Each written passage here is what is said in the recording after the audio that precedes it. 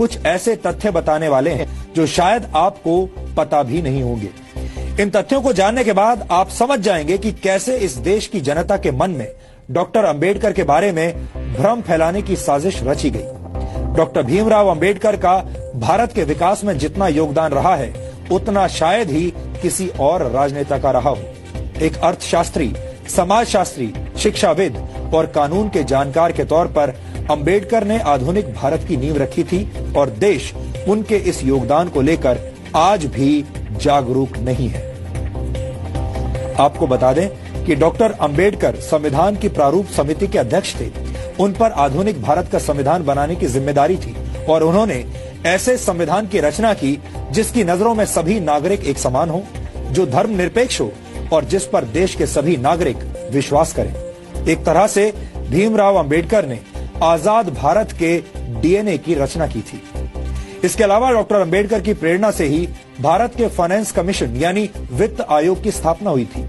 Doctor Ambedkar के ideas से ही भारत के केंद्रीय बैंक की स्थापना हुई, जिसे आज हम रिजर्व बैंक ऑफ इंडिया के नाम से जानते हैं। दामोदर घाटी परियोजना, हीराकुंड परियोजना और सोन नदी परियोजना को स्थापित करने में डॉक्टर अंबेडकर ने बड़ी भूमिका निभाई थी। भारत में एम्प्लॉयमेंट एक्सचेंजेस की स्थापना भी डॉक्टर अंबेडकर के विचारों की वजह से ही हुई थी। भारत में पानी और बिजली के ग्रिड सिस्टम की स्थापना में भी डॉक्टर अंबेडकर का अहम योगदान माना जाता है। भारत को एक स्वतंत्र चुनाव आयोग भी डॉक्टर भीमराव अंबेडकर की ही देन है। ये वो योगदान है जिन्हें आजादी के बाद की तमाम सरकारों ने हमेशा ही अनदेखा किया है। यानी योजनाएं और विचार अंबेडकर के थे, लेकिन उनका श्रेय दूसरे नेताओं ने लूटा। यहाँ हम आपको भारत के पहले प्रधानमंत्री पंडित जवाहरलाल नेहरू और डॉक्टर भीमराव अंबेडकर के बीच चले राजनीतिक शीत युद्ध यानी पॉलिटिकल कोल्ड वॉर के कुछ उदाहरण भी बताना चाहते हैं। डॉक्टर अंबेडकर जवाहरलाल नेहरू की सरकार में प्लानिंग का मंत्रालय चाहते थे, लेकिन नेहरू ने अंबेडकर को सिर्फ कानून मंत्रालय दिया, प्लानिंग मंत्रालय नहीं दिया।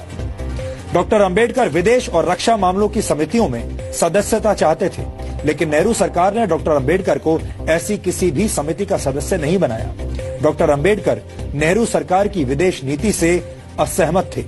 डॉक्टर अंबेडकर हिंदुओं में सामाजिक अधिकार और महिलाओं को संपत्ति का अधिकार देने की बात करने वाले हिंदू कोड को समाज सुधार के लिए जरूरी मानते थे, लेकिन नेहरू सरकार ने अंबेडकर के मंत्री रहते हुए हिंदू कोड को स्वीकार नहीं किया।